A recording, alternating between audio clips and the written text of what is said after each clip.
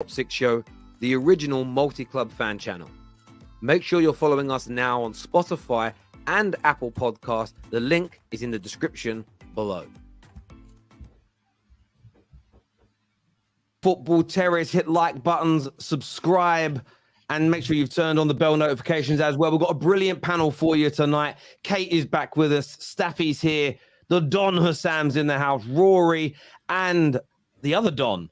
The two Dons are here. The Don of Chelsea and the Don of Liverpool. George is on his way. And the Ludid Gunnar will be with us later on the show as well. Good afternoon, all. How's the panel? Everyone well? Everyone good? Yep, all good. Good. Yep. Good. Obviously, we'll be touching on tonight's epic game. I'm very excited about that, to be fair. I'm actually going to move George up here. We're going to put everybody in order of where they sit in the league right now. Sorry, Staffy. No. We done. No, I can't do that because it's a preview. I'm done up there with him. Sorry, Staffy. You'll be down there. I just didn't want to be next to Sam. That's why I made that. Where's your problem with Sam? Is it? Bro, the guy's a fraud, bro. He knows it, bro. He's running his mouth. Hold on. Don't start this right now. Did he ask Sam or did he ask Staffy? Because as far as I remember, he said here we go again with this guy sat here for weeks downplaying a win against Luton just to go to Luton and not win. And now he's going to come here with his excuses. I actually can't wait. I wasn't going to come on the show today. And then I saw Husam. I was like, you know what? I got to witness the swapping and the excuses that he's going to make.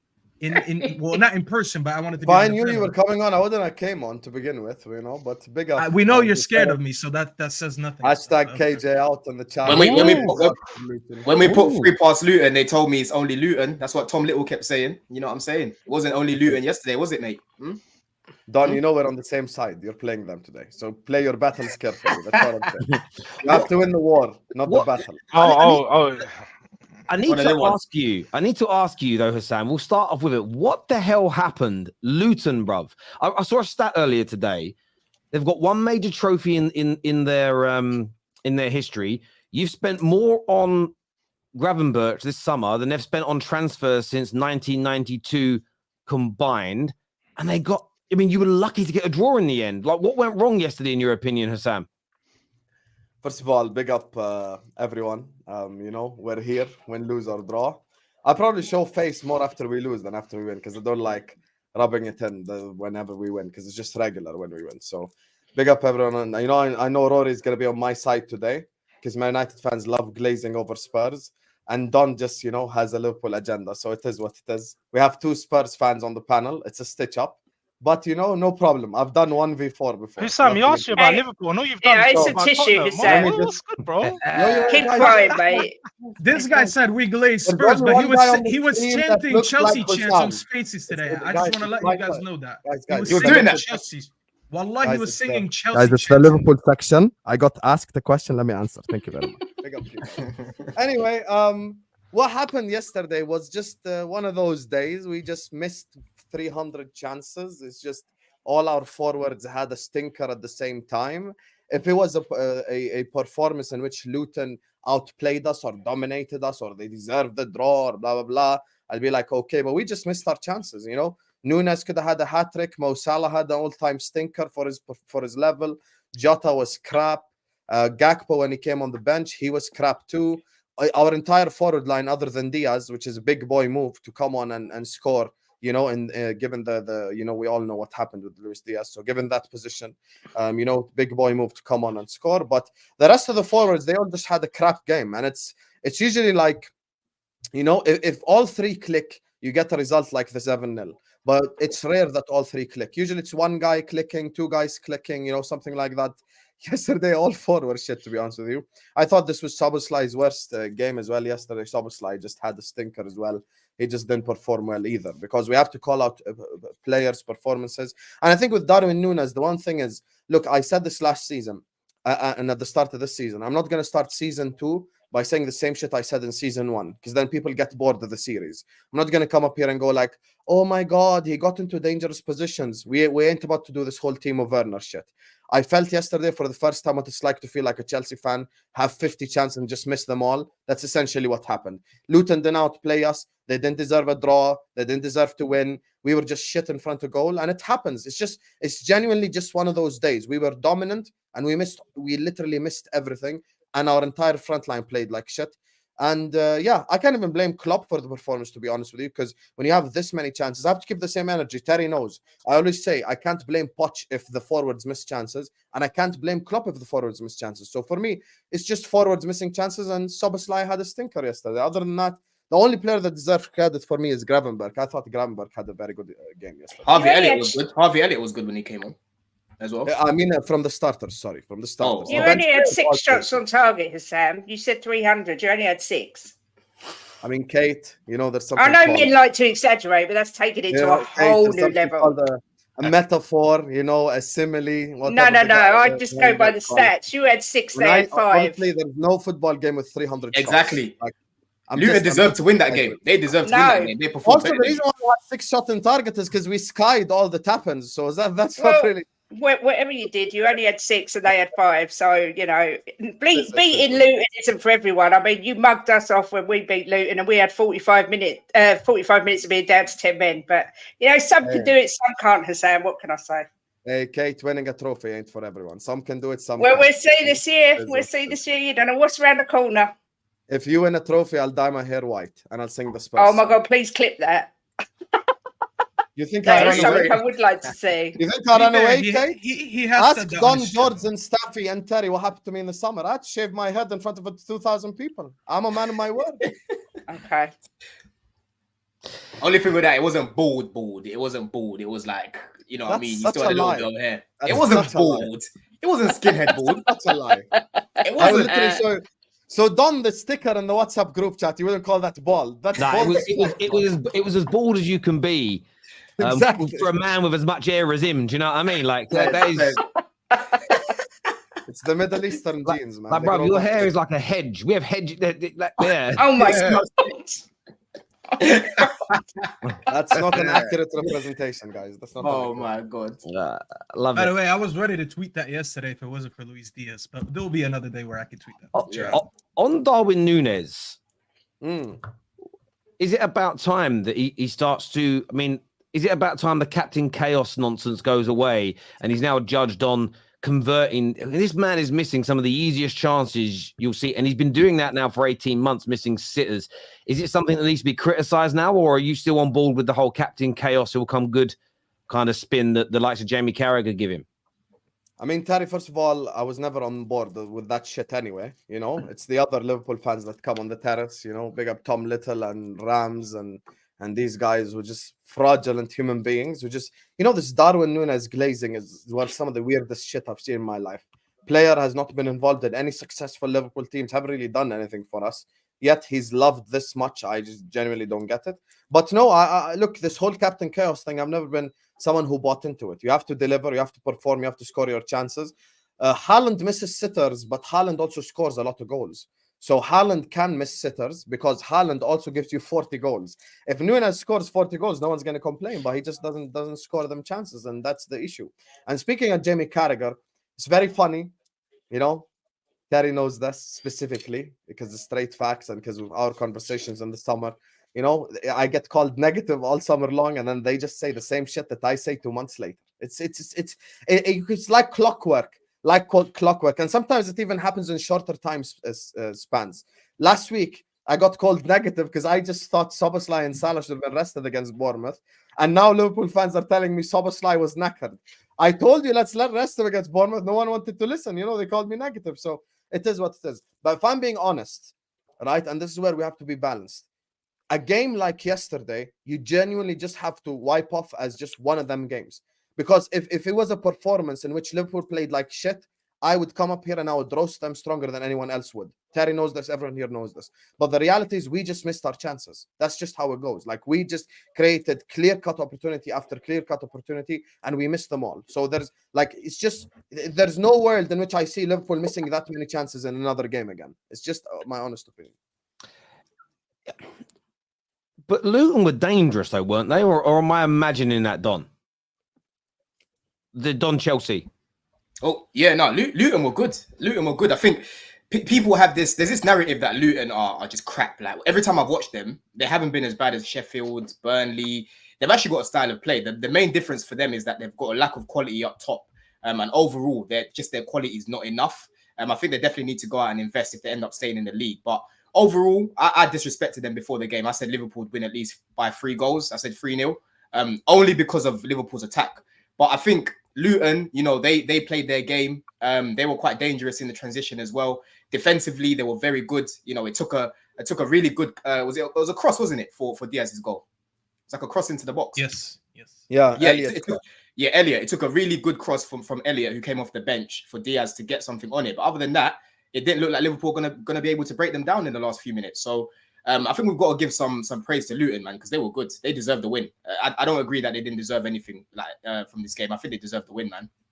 That's Liverpool tax heavy right there. They deserve the win. Is absolute rubbish. I don't know what you were watching, though. Bro, because most of your players, like you've said, weren't good. Salah wasn't good. You've literally said Szoboszlai, that was his worst game. What do you mean you've mentioned so many players that didn't turn up for you lot, and Luton's players did. It was a bit of quality at the end that ended up getting you a point in that game. But it's dropped points. You wouldn't say that it's a point gain, would you? You'd say it's dropped points. So in my opinion, Luton deserved that. No, win, it's man. definitely drop points, but they deserved that win. that doesn't mean Luton deserve the win. If you're saying our bro, if you're not taking those chances, but they had chances too. Like Kate said, they had 5 shots on target as well. They had chances too. Which you know chances? You had one more. You had one more shot. Four on of target them were like shots from 30 yards out. They're still on target, and you only had one more than them. There was still that on chance target. where chance where was it Ogbene went through and could have scored, and Alisson made a big save. That was that's the only dangerous chance they had, to be honest. I think Luton played well, man. I think they played well. I think for a club who has spent £32 million on transfers since 1992, to be able to hold their own, create the volume of chances they did, it's pound for pound for me. This was like watching a lightweight go 12 rounds with Anthony Joshua and wobble him a few times. Even if Anthony Joshua picked up the win at the end, you'd say, no, the underdog, the pound for pound, the lesser opponent deserves the praise. Of course, I would never expect Luton to completely outclass Liverpool in any match, but they did well. They had you guys, they were cutting through you on that counter-attack. Trent had one of those games defensively where he was all at sea. Like, in fairness, Van Dijk at the back I thought was excellent. Without him being almost back to his best yesterday, they would have beaten you. Now, yes, if Darwin scores these goals, but missing opportunities for me is a little different. You guys are still being cut apart on that counter-attack, and I do think that's partly to do with your midfield. Watching the game back, that midfield of Gravenberch, Szoboszlai and McAllister, you need someone in there that naturally knows how to defend and cover the spaces of attacking players. They're all attack-minded, and it's just that's going to cause you problems. Yeah, in that midfield, Barkley was good in that midfield. Nakamba, he was good as well. If you guys remember him, he was at Villa. He was good. So I think you're downplaying how good they were, Husam. I know your team was poor, but I think Luton honestly deserved to win that game, man. I'm not downplaying anything. I'm just saying I don't even disagree with anything you or Terrace said, except that part where you say Luton deserved to win.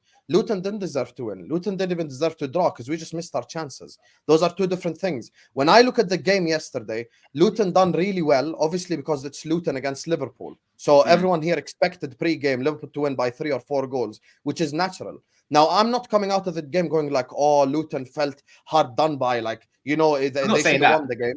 No, they shouldn't have won the game. We just missed our chances. And the reason why we're talking about shots on target is because we hit the post and the bar about 5 times and we skied 5 of them. So we didn't hit the target to begin with. So that leads into my point, which is there's a difference between you being the better team and you missing your opportunities versus the other team being the better team. Luton weren't better than Liverpool.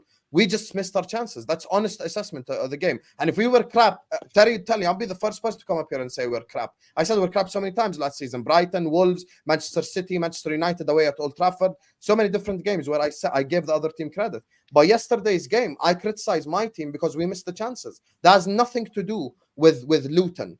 Like, we got clear-cut goal-scoring opportunities and we missed them. That has nothing to do with Luton Town. Yeah, finish. There we go. LFC hate is real. I'm shocked. Hate for Liverpool, this is. Yes. Don grew up on Benitez Mourinho. Kate and George are triggered by what I said all year long. Staffy ain't really said nothing, but you know, Staffy's a United fan. No, wait, Husam, wait. Let's get this away. No, Husam, What you got Liverpool hate? Hold on. Wait, Jules, before you even say anything, yeah, bro. In my lifetime, I've seen Chelsea win more than Liverpool, so you can't tell me about Liverpool hate. I don't give a damn about your club, right? It's your fan base. It's your fan base that are annoying. You lot are an annoying bunch as well, right? So don't tell me about no Liverpool hate. I've seen my club win way more than what you've won, right, in my lifetime. Okay. Don, I don't know why you took that personally. I'm just letting you know about your club, bro. Your club don't bother me. You're talking about I haven't seen you. I haven't seen you go a day. You hate Chelsea and vice versa. Husam, I haven't seen you go a day without tweeting about Tottenham since we beat you, bro. You're the one that's triggered. Every other day, I even saw when they were putting out the Ange Postecoglou manager of the month, you're going, oh, surely it can't be him. Oh, is this? You're getting all pressured about manager of the month, player of the month, and you're talking about pressured at all. George, it was the Ballon d'Or ceremony. You're witnessing greatness. Mbappe's there, Messi's there, everyone from the football world is there. And then you go to Husam's tweet and he's tweeting, oh, Ange Postecoglou should win the Ballon d'Or. I'm like, bro, how did you even think of him while watching that? Because if I'm watching Messi and all that, I'm like, bro, I'm gonna be stunned. Oh my God, so much greatness in front of me, and he still found a way to think about Spurs. You were watching Messi. When we called that out, that's what I was watching. Bro, I saw Speed, so I just remember. Do you know the irony of it, right? I can understand why you were really sore at Chelsea at the beginning of the season because they took Caicedo and Lavia. I get that. But Spurs didn't even do anything wrong to you in that game. It was the refs and VAR. Spurs didn't give the offside. You know what I mean? Hating on them for that, that's crazy. That's crazy. You know, first of all, let me just respond. Just 20 seconds uninterrupted. First of all, I don't know why Don took that personally. I'm a 90s kid. Liverpool and Chelsea were rivals. 05 till 09, we played each other every year in the Champions League. So if you didn't hate Chelsea, or you're a Liverpool fan, you're a Chelsea fan who didn't hate Liverpool, then I don't know what the hell you grew up on. But fair enough. That's nothing personal. We just rivals. It's just how it goes. There's a hatred there. There is ill feelings there, which is normal.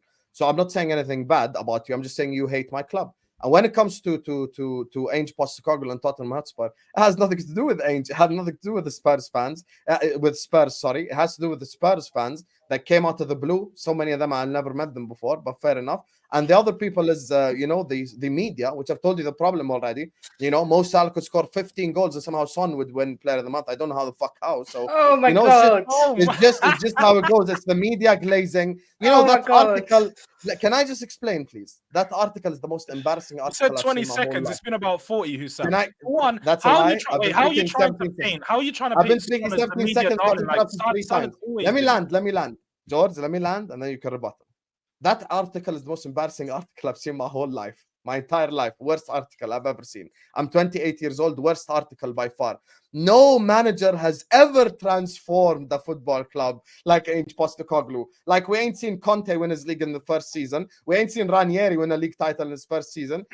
We ain't seen multiple players do it. Hey, you could do that all you want, but when the Spurs downfall is there, we will be there, inshallah. We'll be there. That's all. We'll be there. We'll be there. On Tottenham, it's an excellent segue. Now they're on, and I want to just say to a few of the Spurs fans, saying my title that says Chelsea to end Tottenham's run. It's not my opinion. The title this morning, when I did Straight Facts with Mojenda, was around Spurs winning because that was the opinion of the panelists. The reason why I've put it this round, are Spurs going to end their run? Because what I've seen trending all day, Don, is 2-1 Chelsea trending worldwide on the sports pages of X or Twitter, whatever you call it. How confident are you tonight going to the best team in the league so far this season, Tottenham at White Hart Lane? You know what it is? I'm confident that we can give them a game. Yeah, but Husam, man, forget Don. Husam's so triggered. He just doesn't like to hear the word Tottenham anymore. No, facts. I don't blame him, man. Your fan base, some of your fan base are just moving mad right now. But anyway, thank you, Don. Look, what it is, yeah, like I'm confident that we'll give you guys a good game, but I'm not confident in our attack. That's the big question mark for me. I'm very skeptical about what Chelsea turn up in front of goal because all season, bro, I've watched Spurs. You lot are good, man. You know, I was bigging up Ange in preseason. When I watched you lot in preseason, especially against Barcelona, I said, yeah, these lot are moving different. They're not a joke. Do you know what I mean? So I'm not taking Tottenham as a joke. You guys are a good team. But for us, we have good players as well. But what it is that we can't put the ball in the back of the net. That is the main problem. So I just need our players to take responsibility in front of goal today. Like I've been banging on every single week, Terry. That's the main thing. And I don't want to see this imbalanced back four with like 3 centre-backs again. I don't need to see that today. I want to see 2 full-backs, and I want to see 2 centre-backs as well. You know damn well you're seeing that. You know damn well you're seeing that. Bro, listen. You know everyone's fit right now. So if he does that, then it's just unacceptable because Spurs haven't really got a height thing in their team, to be honest. There's no reason to be doing that. So we need to just put out a balanced lineup. But yeah, man, we're going to get our chances. We just need to bury them today. I think it's going to be a tough game. We need to make sure that we nullify Maddison. I think that he's the most threatening player in your team, to be fair.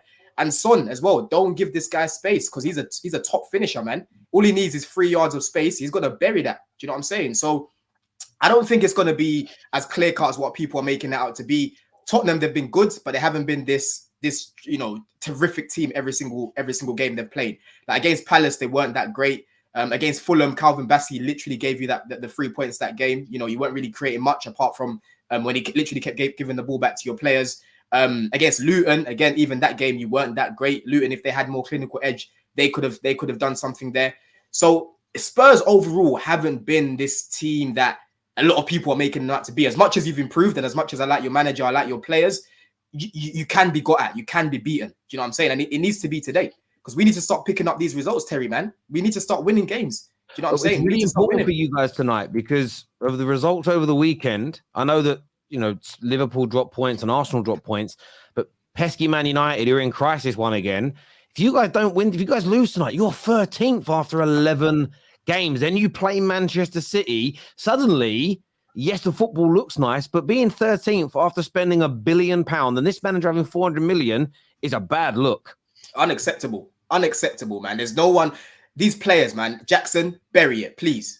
Palmer, bury it, please. Sterling, all these players. I'm not looking at just one man. I'm looking at all of them. Enzo, when you're in front of goal, just bury it. Gallagher, everyone needs to turn up today. This is Spurs, man. Every time we play Spurs, I'm always confident. Do you know what I mean? I'm always confident. And now I'm reserved because I don't know what Chelsea's going to turn up in front of goal. Do you know what I'm saying, Terry? And that's why I refrain from saying Chelsea have turned the corner. This is the exact reason why our attack. That's the main problem, But I think it's going to be interesting, man, because in midfield, that's a good battle there. Caicedo, Enzo, Gallagher, Maddison, Sarr, and Basuma. I think that's going to be a good battle. And at the back, I'm just praying we don't make any individual mistakes today, innit? But we've got every chance of beating Spurs, man. Every chance of beating Spurs if we turn up today. Do you agree with that, George? Chelsea got every chance of coming to your backyard and getting that result? Wait, Terry. They've got 2 wins. Is it 2 wins at Stamford Bridge in their own backyard? In this calendar year, not this season, this calendar year. Don't worry about us. Don't worry about our yard. You want to talk about going to other man's gaffs and picking up points. You can't pick up points your own gaff. You're not coming to big White Hart Lane. You're the return of Pochettino. Let's get something straight. When he walks in that stadium and he feels the aura and Postecoglou, and he knows there's no love for him, no love lost. We're booing him as soon as he comes out. We're letting him know this is hostile environment. This ain't your home. He's gonna hate it. It's gonna be pressure. It's been pressure he can't handle. Your players this season, let's not lie. Look, you played good in a few games against the big clubs, but you haven't got results. You got draws. You got a draw against Liverpool, which was all right. First game of the season, you played a little bit better than Liverpool at times, but it wasn't great. Arsenal, you bottled it. You bottled it. Long and short of it, you bottled it. What makes you think you're going to come up against us, a team that's been very good, very consistent this season? Our performances have been consistent. You're right. We haven't been amazing. There has been some games where we've been questionable, and there's been times where some teams have broken us down and found ways to break for us, like any game would go. But your team in particular hasn't shown consistency at any point this season. They haven't shown that you guys can play football against a top-level team and control a game. So I don't see how you're going to come to our gaff and pick up points. I just don't see. For me personally, I see us winning. I see us controlling this game. I see us dominating. So we didn't just play Arsenal, for 75 minutes. They didn't have a single shot on goal, right? But we didn't control that game, no? To be fair, I'll give you that one. They started talking wait. I'll give you that one. Wait. But Don. Again, you bottled that game. I know we did. But I'm saying your statement was incorrect. Your statement was incorrect. No, because you controlled the game for long enough for you to bottle it. So you didn't control the full 90 minutes. We're talking about domination. Tottenham control games. We can show you how to control the game. We'll do that tonight. And when we beat you tonight and we pumped you, it's going to be a 2-0 comfortable victory. I'm telling you, comfortable. We're going to see what's happening. Chelsea ain't picking up no points today. I'm telling you that now. Comfortable in what sense? Comfortable in what sense? I actually want to dive a little bit deeper. Result. Where do you think that this game's gonna be won or lost? Then you think you're gonna beat us in the midfield? Do you think that defensively you're just gonna go through us? Where do you think this game's gonna be won or lost? Defensively, you guys are gonna be strong, but attacking you guys don't have nothing in attack for us. I'm just gonna put that out there. You don't. You have a bit of pace. You might find a few gaps in behind on the wings here and there, but you're not gonna be creating enough chances for you to score. You might score once if you get a goal, cool, but you're not going to score 2 goals. My point. You're not going to. This is where people go wrong now. Wait. You asked me a question. Let me finish. We're going to break it down in the midfield. We're going to control the game in the midfield, like we have against most teams. The combination of Bissouma, Sarr, Madders, you guys won't be able to handle it. Caicedo's been all right over the past couple games, but he's coming up against Yves Bissouma. The proper DM, the best DM in the league so far this season, just this season, before anyone says anything mad, just this season. No, he hasn't been. So when the game goes off and we start to play the way that we want to play, I don't see you guys being able to control our midfield and pick up the ball a lot. Listen, I'll be real with you. Off the ball, I've been bigging us up. We look really well drilled. Every single person knows where they need to be on the pitch, yeah. And even Arsenal, like I said, they struggle to break us down. It's not going to be as straightforward as what you're saying. Like, teams aren't cutting through us the way they're cutting through United right now. Do you know what I mean? As much as I don't rate Gallagher long term, that cohesion we've got in midfield now, it's been working, bro. Our midfield is not the problem. Our defense ain't the problem. It's our attack. Our attack is the problem. That's the main problem right now at Chelsea, bro. We can't finish our chances. So for you to downplay, what's happening? Why F me? What's going to why? I had to, man. I'm sorry. I had to. You know what you do? Try to make yourself look better. You beat on someone that's smaller than you. Why are you talking about dead Man United who are shit? No one cares about them. You're talking about being better than a shit team. Bro, I'm talking about some of the takes I've heard from Spurs fans here, like teams are running through Chelsea. That's not how we're losing games right now. Teams aren't running through us the way they're cutting through United. Is the example that I'm using. So it's going to be a tight game, Jules. I think again for me, it's inconsistent with our attack, but don't think that Sterling can't have a game of his life today, or Mudryk doesn't have a game of his life today. These things could happen. It's just very, very unpredictable. I hear, Kate.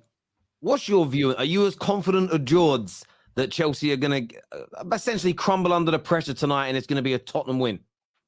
I was more confident a few days ago, but now the game's here, I'm not feeling quite as confident. I think people are underestimating Chelsea a little bit. They've got some really good players. I just think they haven't gelled as a squad yet. When I watch Chelsea, it's the same as when I watch Man United. They look like 11 individuals on the pitch. They don't look like a proper team. And obviously, like I said, they've got nobody up front. Really? Yeah, I don't see any gelling in the Chelsea team at all. But you have got some fantastic individual players. So I don't think it's going to be a walkover at all. I don't think it will be an easy game. I think it's going to be won and lost in midfield.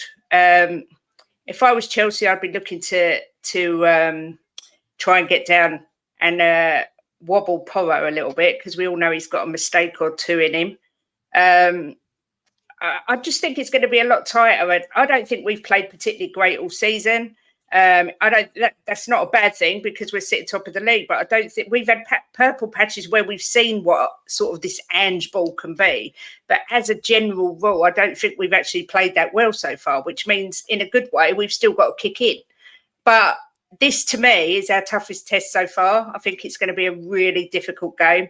I do think we've got enough to beat them, but it wouldn't surprise me if they beat us, we drew, or we won. I know that's really sitting on the fence, but it's one of them games where it could go any way. It's a London derby, so anything can happen. So, no, I'm not nowhere near as confident as the guy next to me. And I think he should be careful because the football gods listen and then they mug you off straight away. So just be a little bit wary. Look, okay, everything that you said is spot on. The only thing I've got to disagree with is the fact that you said your opinion is every time you've watched us, we look like individuals rather than a team. Not every time, but the majority of the times. Not every single time.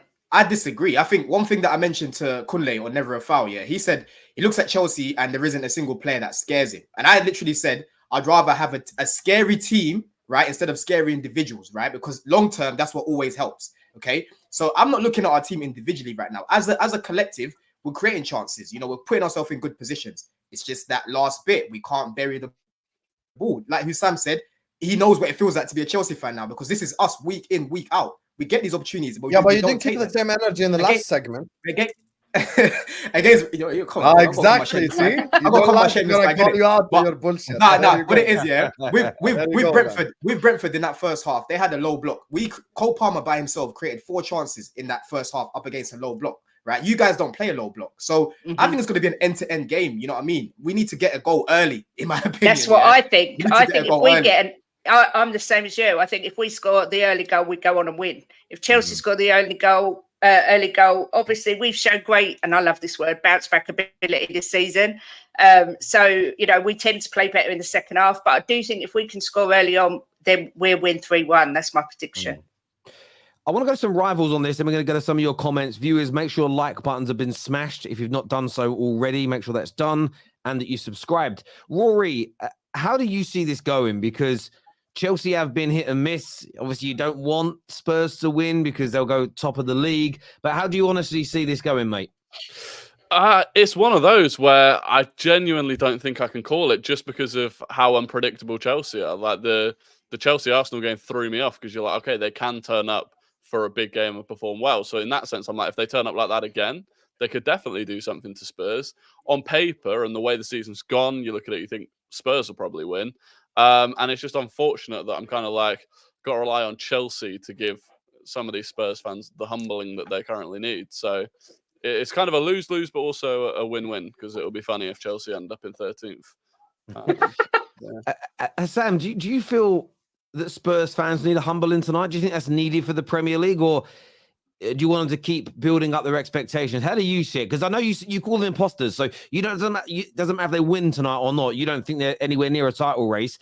What do you think is going to happen, and more importantly, what do you want to happen? You know, first of all, I just want to say, you know, this is how I felt when George was speaking. You know, talking about aura, and no one's feeling that shit, brother. No one's feeling that shit. Ain't no aura when it comes to. Show us that again. Wait, Show us that again. Wait, does that remind you when you were talking about Gerrard and Aura? George, you had your section. It's my time to speak, brother. He said, Husam, this is how the whole world felt. You see this? Everyone's this woman right here, and no one's feeling the George shit talking about aura. Ain't no aura at the Hotspur Stadium, brother. No one's buying that shit. First of all, I know Don didn't keep the same energy in the last section. Talk about, Luton deserved to win. Now he's out here talking about, teams haven't run through us. We just missed our chances. But with me, I keep same energy. So, look, I think Chelsea today, Chelsea. That's the Caicedo chant, by the way. I think Chelsea is going to win today or get a draw. I don't think Spurs are leaving with 3 points. I think Chelsea are Spurs' kryptonite. They've been for the last, I don't know, however long. I still remember under Thomas Tuchel, they went there like, I swear Donny was twice at their own backyard and won under Tuchel. I think it was back-to-back games as well. We beat them like 4 times that season, bro. And they didn't it was in the goal. Carabao Cup as well, right? It was Carabao Cup, Premier League. Yeah. I think with Chelsea, they're going to be Spurs' kryptonite because Spurs have a problem with breaking down low blocks, and we saw it, and they've been really lucky this season. Anyone who's watched Spurs, you know, now I delivered it as an asshole, so people start shaking their head. But when Kate said it earlier on, no one was saying shit, so it was mad. I didn't say we was lucky. I said we haven't played our best. You just said exactly what I say all the time, which is, we've only seen in patches what Ange Ball is about. We've been a little bit of a purple patch team, which is exactly what I say. Because the Crystal Palace game, you know, they missed about 4 sitters in that game, and then you went down the other end and scored. You had 1 shot on target and scored twice. If that's not luck, then I will retire from YouTube. Oh, look how obsessed you are with Spurs. You know, all the stats and everything. I'm not obsessed. This is the Spurs segment. You went onto your channel after we beat you and said Spurs are irrelevant, yet all you do is talk about Spurs. All the time. Kate, you're obsessed. Kate, this is the Spurs section. I can't talk about Man United if I get asked about Spurs. Terrace said, Husam, what do you think is going to happen in the Spurs-Chelsea game? I don't know who you expect me to talk about. Al Ittihad? Like, I have to talk about Spurs. So anyway, I don't think Chelsea are leaving today empty-handed. And the reason why I don't think they're leaving today empty-handed is their defense. Chelsea's defense has been on top of things this season. That's one thing no one can deny. We cannot deny this. Chelsea's defense has been proper good this season. You know, Terry likes to slide the Caicedo thing. Listen, Caicedo himself is probably crying every day at night, thinking I could have been in a title race. I could have been a part of something special. Here I am in 12th. So, you know, I'm sure we all saw what his agent said. So, however, today I will focus on target. I'm not trying to cook Chelsea right now. The enemy of my enemy is my friend. And right now, as things stand, Spurs are the bigger enemy because they are just in the way of me and success. So I just need Spurs to fuck off now. I'm tired of their shit. I'm tired of their fan base. I'm tired of this fucking Spurs hype every fucking... By the way, ain't going to win Manager of the Month again. Oh my God, no manager has ever transformed the football. We've never seen a manager come in and play a style of football ever. Salty, So Sam. look, Ow. Chelsea are leaving the Spurs stadium today with something, whether it be a draw or a win. Big up Chelsea, man. Please, please. Or Man, our I pray. ex-manager. I hope you're right. I hope you're right, Husam, man. So what you saying, Staffy? What you saying, bro? I'm honestly, I was yawning because this segment was just too boring for me. A lot of waffle, a lot of nonsense. Listen, Husam, if you want a waffle, I do have an American waffle show on my channel. You're not quite American. I could have you on if you want. Because everything you just said is just what you want.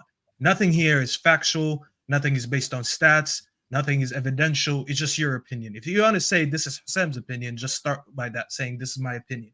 Factually, they will go away from home, and they don't have a good record away from home anyways, let alone it being Spurs, let alone because of the hate they're going to catch because of Pochettino, let alone that they're going to, technically they're second place right now, but they were on top of the league until City won yesterday. If I ask you right now, who has a worse away record in the league, Chelsea or United? You most likely would say United because everyone talks about United being away from home.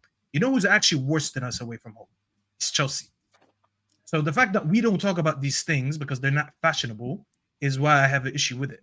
We don't just talk about Chelsea's defense being good. You know who has a better defense? Spurs. They have a better, they're at home, they have a better attack, they have a better defense, they have a better manager. Everything. But is that factual or no? It's a fact. It's a fact. Two goals, by the way. 7-8 goals. It's 2 goals, bro. 2 goals can be 2-1 nils, and that's 6 points. So let's not downplay. It was against Brentford. It was against Brentford. We lost 2-0 against them. So that's where the goals come from. You lost at home. 2 goals. Yeah, we lost at home against Brentford. So that's where the 2 goals come from. The extra 2 goals. Well, then I'm not gonna go and break down all 10 games and see which games had more goals and which games that haven't. Because I could swear Spurs only won once over 3-0, something like that. Anyways, about the game, listen, I don't look at this Chelsea team, and I think they have a better chance than anyone else who went to Spurs to beat them. If there is a game that's going to be the first game that they lose the league, the first time they lose in the league, it's not going to be this one. I don't look at this Chelsea team, and I think they have anything more than all the teams that face Spurs so far. If it was Liverpool going away to them, we've seen already Liverpool go away with them, and everything that happened, we give them more of a chance. If it's City going away, hell, I even give Manchester United more of a chance going there. And we're above you guys in the league. There's no way in hell Chelsea are going. He calls today, me a waffler and then again, gives United a bigger chance. It's crazy. It's crazy. So who's the wait? How is it waffling when we're Ah. above them in the league? Hold on. Who's above in the league? Us or Chelsea? So what? So it's 10 games in. Who gives a fuck? So it's not Who's waffling. If above I'm you? telling you the facts that we are better than them away from home and we're above them in Telling the you league, facts, telling and me we your have. opinion.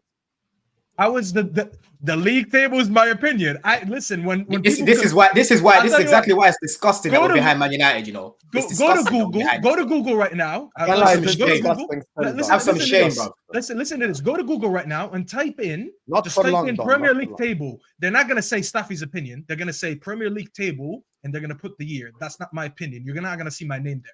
It's just all facts. And I'll by be the honest way, with you, Don, Staffy, since you you've want to been say one working second, for Spurs from the start of the season. I don't expect anything Let me different. cook. Let me cook Don first before I come to you. You can't cook me. Since you You want to ain't cooked say, shit, brother. since you want to say, can I speak? Can I speak? Because you cry when Go people ahead, speak go over ahead. you, and now I'm trying to speak and you're speaking over me. When Okay, Don خلاص, says يا it's رميت disgusting, myself. when Don is saying it's disgusting to be behind United, I'll tell you something. It is quite embarrassing. You know how it is. You know what Chelsea are right now to me, Don. You know when you were sitting like you're taking a test or an exam at school, and you see everyone handing in their paper and leaving, and you're like, oh shit, I must be the last one.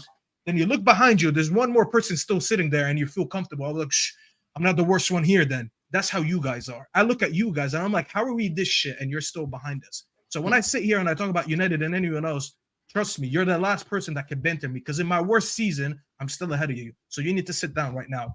Back to Husam about me. For now, my friend. For now, yeah. Yeah, for now, forever, whatever you want, bro. Until you're ahead of me in the league, we'll speak. Because I'm out here calling out for my manager to be out, but yeah, I'm still ahead of you. Husam and his waffling about me twerking for Spurs.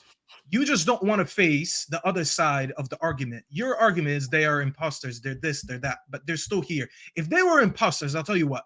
If Spurs were imposters, you wouldn't be sitting today chanting for Chelsea. Because in no time in your existence did you ever look at Spurs and look at Chelsea and you're like, you know what, Spurs are my rival. There's a reason today you're rooting for Chelsea. It's because you know that Spurs are actually a good team. You know they're actually in a good position to be in the top 4. You know potentially they could go for the league. Because if you didn't believe it, there's no way you're sitting today chanting for Chelsea. Because you admitted earlier, you have a rivalry with Chelsea. You always hated Chelsea growing up. So how is that changing based on today? That I'm gonna leave that answer up to you. Can I go wash my face, Terry? I almost fell asleep. Like, that was mad. I actually yawned twice as well when Staffy was talking. I mean, Anyway, if you're gonna steal a joke, don't steal my joke, because I just said Terry? I yawned. So don't steal my Yeah, joke. I just stole it and I gave a better delivery. But You know what's making me laugh? when You know it what's comes making me laugh, Husam, before you land? Yeah, Staffy thinks he's Yeah. cooked me, but I've literally got about 6-7 bets with my United friends that we're going to finish above them. So you can enjoy your little run over here of your grenade football over them sides. But we're going to box you like Old Trafford. So how am I soon, yeah? playing grenade Yeah. football and I'm ahead of you in Grenade the league? Can you football, bro. You've explain? got RPD, one. Your attack, yeah, has 1 goal all season, my brother. Yeah, the performances don't And lie. I'm still We're ahead of you. That's fine, bro. Like I said, we'll talk at the end of the season, but we're finishing above United. I'm telling you now. Is this an end season show or is this a week 11 show that we're previewing? Nah, Because no, it's a at week the end of the 11 season, Before you cooked I'll me, tell I'm you not what, money on Terry, at the Guys, end of the let me- season, Terry, guys, if you want to bring me yeah. back to talk to Don at the end of the season, we could do that. But right now, Yeah, we're talking about what's going on I'm right now. sure we will. I want to throw a stat out there when it comes to who's going to win tonight. In the last 23 matches that Chelsea have played against traditional top 6 opponents, they've won just 3, 13%. It's slightly better if you go back by another season. In the last 33 top 6 clashes, they've won 6, which is 18%. But since the 2001, they've got 3 victories. Last season, 0. And that's not trying to dig them out. Have Chelsea improved enough to get what would be their first victory in well over a year and only their 4th victory in nearly 2.5 seasons against a top 6 opponent? Considering it's Chelsea and the money you spend and the size of your club, that is a pretty horrific record against top 6 sides. It is. I thought Rory would answer that. Rory, do you not get into that? I mean, yeah, I can see it being a draw. I don't think Chelsea will go there and win, but I can see it being a draw. But in the same way that, like, you could run up stats about how Luton perform against the Big Six, and then they got a draw against Liverpool. So I think I do feel like this season Chelsea do seem to be able to get themselves up more for bigger games. We saw it against Liverpool. We saw it against Arsenal. I think with Pochettino as well, all the drama around that's an extra incentive. So I can see it just being a bit of a scrappy game, not many chances, and as long as VAR don't do something stupid, then it could end up being a 0-0. We've got some super chats here. First one says, is this the top 6 or the mid 6? What's going on? Cheers for that. Thanks, mate. Great. Big up, Thanks for the super chat. In fairness, we're like 8th. We're right by the top 6. We're all right. Fucking hell. Chicken FC, regardless of what happens tonight, will collapse as per usual. That's not me. That's the history of the Tottenham, one, as a legend once said. Like, George, you must hear this a lot from people. It doesn't matter what Spurs do, you're going to collapse. How much do you believe in your team right now? Look, I do agree that at some point we're going to collapse. We're not going to stay unbeaten all season. We're going to drop a few points here and there. I've said this consistently on this channel time a week. Again, we are going to lose soon, and I see us losing within the next month. We're going to lose. It's just not this game. I'm not afraid of the home games. It's the games away from home, those big games, and probably later on in the season when there's a lot more pressure on the team, when the league position and the table matters a bit more. That's when it might happen. It might be. I'm not going to deny that it could happen, but at this moment in time, and whilst Husam 6's cup, we sit above them in the table. We sit above Chelsea in the May table. 4th. Worth it because we played better than them. So, yeah. George, can I ask you a genuine question? Because I've known you for a long ass time. Last season in November, you mocked every fucking Arsenal fan on this planet because they were celebrating being... I never said wearing a title. Can I finish my question? You mocked every Arsenal fan for celebrating being top of the league in November, and now you're giving me all this energy and saying you'll do nothing in May time. So why should I clap for you then? Can you tell me? I never said you should clap for me. I've said you're a hater because all you do is talk bad about us. There's a difference. There's a difference between when you look at the likes of Don, Staffy. They'll be like, "Look, Tottenham are good, but I believe that." And that's fine. You can make an object. You're not objective. You're a hater. There's a Yeah, big so I just difference, say it like Husam. an asshole and you're upset, but I say the same shit you say. Like, it's just, listen, that's how I deliver information. I don't have to deliver it in a nice way. Fuck Spurs. Why should He I said be we're nice gonna about lose a Spurs? game of football. If anyone here Come on, thinks man. they're not gonna lose, listen. Thinks I No should one, deliver it nicely. I ain't gonna deliver shit nicely. No, Spurs no. need to earn Wait. my respect. My entire adulthood, I ain't seen them win anything. Why should I respect said football club? I've seen Leicester win more. Come on, man. Earn he my just said respect, bro. he's just said we're eventually gonna lose a game of football, and most likely this month. This is him acknowledging that they're not gonna be invincibles. Because if anyone here for a moment thinks that the standard is they're gonna stay undefeated, then that's delusion. But that's not what we're talking about. There's a difference between saying they will lose a game of football and calling them imposters, which is why you're being labeled as a Are they hater. gonna win the league? Yeah, actually, this is not what I'm talking about because I know Okay, what but you're can gonna you say. just tell me, are I'm they gonna gonna win say the no. I know, bro. I know like the Are back of they my in the hand. I'm gonna title say race? no, and you're gonna say, "See, you just delivered it in a nice way," and I said it in an asshole way. You know what's so I'm funny? not gonna You know what's so challenge. funny? Are You know they what's in the so title funny? race? Forget winning it. Are they gonna challenge? Are they gonna challenge? Maybe they'll challenge. Oh, I don't think they'll maybe. win the You league, but maybe they'll You challenge. said they're stopping your success. What do you mean by that then? Huh? You said they're stopping your success. They're stopping my short-term success because I'm tired. I'm tired of having to find Spurs fans to bring on shows and shit. Like, I just need them back in 7th so we could just carry on doing our thing. You know, the Arsenals and the Cities and the Liverpools. Like, let's just bring the 3 important clubs together and let's talk title race. I'm tired of having to force a Spurs fan into my panel just because they're there right now. So I just need them out the way. That's it. I mean, you're saying there's no panelists, but there's 2 of them here, so I don't I know. love it. I love it. I love it. I said my He's- panel, Staffy. he's- Don't make he's it doing about it. Kate and George. Are you I said saying my Kate is panel. not- Talk about are you my saying- channel. Are you Kate saying is- Kate, Kate is Kate's Look gonna- at not- this little devil Kate right is here. gonna. This fucking Kate is devil. gonna. I reckon Kate's got the ability to get the Jordan in about 5 minutes, right? And she's gonna be at your door, bruv, giving you a thick clip round the ear roll. This here says, Terry, why is it? It's from Jimbo. Terry, why is it Liverpool, Chelsea, Arsenal all say that we are not their rivals, yet they all talk about us and hate it when we are doing well? Strange people. Nothing Well, if we strange. were- There's a if Spurs we- section, you people, guys. Guys, Yeah. there's a Spurs Chelsea No, section. What do you Sam, want to talk brother, about? my brother, I'm calling you out. You're tweeting about Spurs when there's nothing to do with Spurs going on. You are rattled Name by the them. time. bruv. Name the time. Terry, I've literally said During the Ballon d'Or Awards. I just named one. See how he So you deflects can't off the even have a facts sense of again. humor anymore? That's Oh, so now it's sense of humor. Ah, Terry, I I've literally said, yeah, I'd rather take as a laugh. Come on, I'd man. rather take Spurs winning the league than Arsenal. I've literally said that on camera, bro. Yeah. Sam, honestly, your videos are just embarrassing. You absolutely are nearly in tears talking about Spurs. When you lost to Spurs, I've never laughed so hard in my life. The salt and the fact that, Spurs are so irrelevant. I honestly thought I was going to have to send you a box of Kleenex out over to the desert. Honestly, it is absolutely cringe, embarrassing that you have suddenly made this massive hatred for Liverpool because VAR might have got it wrong on a couple of decisions, as though Spurs had. Hang on, can I finish?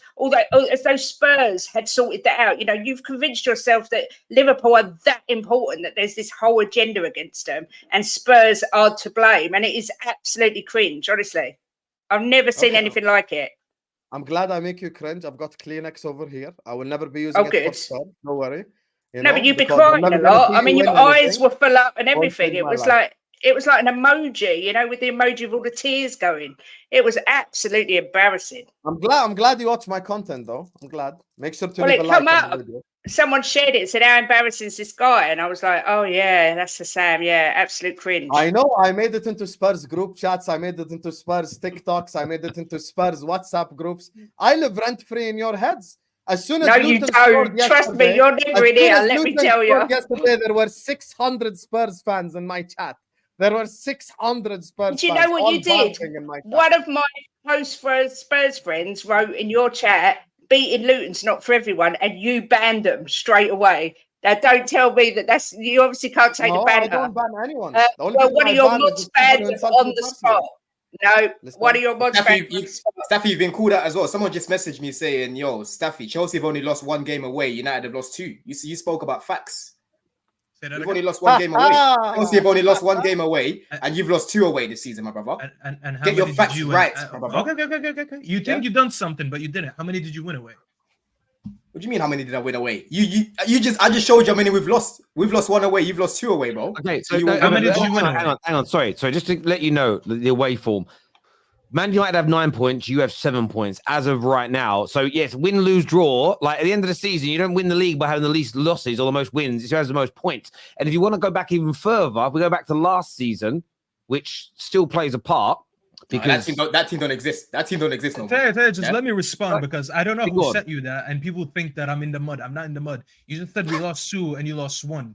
We won 3 and you won 2. So technically, we won more games away from home. And as Terry said, we have 9 points away from home, and you have 7. So please do me a favor. Whoever texts you that, tell him to sit down. Tell him Staffy. I mean, he's probably listening to me right now. This is a bit like Rich. My facts are never wrong. This is a bit like Forest and Palace beefing each other at this point. Like neither of those away records are good. It's all we've got, Rory. Leave us alone. Rory, he brought me into this. I didn't want to make this about Man United. True. Don was frying them snidies. This here says, big up Terry and Husam. Where everybody else, Steve? But thank you. He says, come on, you Spurs. W, shameless is what he says here.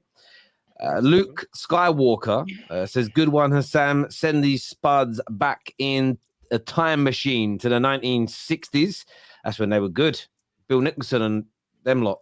I want Spurs to win. Sorry, I want Spurs to win versus Man United, Liverpool, Arsenal, and City, mostly because we want to compete for the league. But at the moment, this isn't good enough. This is obviously from Daniel, who is a Chelsea fan. Joshua here. Thank you, Daniel, by the way. Joshua says, to mention our attack when we've got Jackson, a.k.a. Casper the Friendly Ghost, is hilarious. You keep saying just wait until... you still haven't seen past us spend 1 billion and still got to scroll down to find you, is what Joshua says. True Blue, though, is calling you out, Sam. He's saying, Lusam, don't jinx us like you did Liverpool yesterday. It doesn't want you jinxing them. Most of your big predictions on Straight Facts on Fridays have all gone wrong so far this year. You said Haaland doesn't score away from home against top 6 teams. Yeah, good luck with that. Every time Husam predicts something happen, it goes the opposite way this season. Don't predict a Chelsea W, please. Don't do that. So many predictions I make come true as well. It's just the world of predictions. I'm not a messiah. I don't have a genie in a box that gives me. If I knew what's gonna happen in the future, I'd just go and bet everything. So yeah, it's just that's. Would you all? Listen, we get predictions wrong. It is what it is. I hear you. Staffy, we're both crap. It's a micro penis competition. Yeah, but I didn't bring my team into this. I know I'm shit, and I call out my team for being shit. I'm sorry, man. I can't. Don is sitting here, and every time I make an argument to why Chelsea are not good, as if the table doesn't already show it, he likes to go back to my team. So let's have the rest of the show on this premises that I already don't rate my team. Can we move on from here with that? So you don't. I didn't even bring your team into it. I use your team as an example, bro. No, we can't. You're here to represent Man United. How do you say? Wait. When we talk about United, we'll mention them. But not every time I make a footballing argument, Don falls back at United. I prove him wrong, and then he's like, "Well, you didn't prove me wrong. We're both prove me wrong. I just gave you the facts. I know that I know you're ahead of us in the table, but we'll see where we finish, bro. I think we're going to finish ahead of you. And did I not prove to you that you have a worse away record than us, and we're shit away from home? Hey, so I can only go for that people are messaging me, my brother. Yeah, this one. So I am a lie. Okay. So I am a lie. Okay, I'll tell you what. Once again, go on the Premier League website and look up the away form, and you'll find that it's not Staffy, it's the Premier League table. I hear you there. Staffy twerking is not for men. Stop. I don't really get that. Who's he twerking James for? Bond is the #1 twerker on Husam's channel, but he's twerking for Spurs, obviously. Right, I get you. I really hope Mount will score his first goal against Chelsea for United, but by the time Chelsea face us, Malatia and Shaw would be back in the team. Fair enough. Thank you, Ronnie. We have 9 points away. You have 7, ignoring the fact that United have played one more game. I know, but I understand that. Well. I understand that, but it's still the league table, and today is that game. And if you win, then you got above us and you got better away form. And it just is what it is right now. It's 10 points. Again, I'm just going to say it really is a micro penis competition. I really want to move on from it because I'm like Staffy. I don't really rate my team that highly. Just if you're behind us and we're that bad, don't talk about it. It's weird. Stop saying bottled it every 2 seconds. Unintelligent chatter. Okay. I think you're talking about the comments. And no one really said that on here. Has Rory lost weight? He looks slimmer every episode. No, I don't think so. Thank you. There we go. Hey. This year says if Sam starts betting and winning, he will get a ban. Thank you, Sam. He already knows how many correct results I get as well. Big up. There we go.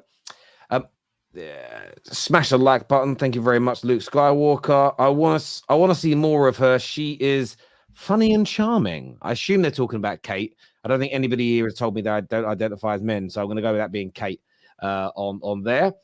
I cannot. I had a bad joke to make, Bob. Just yeah, leave. Don't do it. Don't do it. Don't do it. It's probably fine where you live in Jordan. It's not fine here in the UK. That's all I'm going to say. Like, do you know what I mean? It's yeah. Do you know what I mean? I don't want to be issuing like statements on the community page today. What? I don't. I'm busy. I ain't got time for this. Score prediction for tonight. What you going with, Rory? I don't think Terry knows what he just did. 1-1. Staffy? 2-0 Spurs. I'll leave Husam out because he's laughing. Don Chelsea. Don Greasy, sorry. 2-1 Chelsea. 2-1 Chelsea. Husam? Either 1-1 or 1-0 to Chelsea. George? 2-0, 2-1. Spurs. Ooh. And the lovely Kate, what you saying?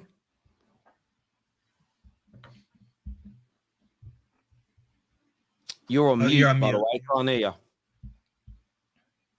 you. Spurs 3-1. Spurs 3-1. I'm Yeah. going to go with 2-1 Chelsea. Oh! I'm going to go 2-1 Chelsea. I think they might. Chelsea. I Let's go. think they might nick it tonight. I think they might nick it. I actually don't think it might be. I don't think it'll be a bad thing for Spurs. I think they'll bounce. I think it's a good opportunity for them to bounce back from something. I know you don't want to lose, but you kind of got to lose to see how good you really are sometimes at this stage. But Yeah, but not to them. No, I know you Not don't to want to them. do it to them.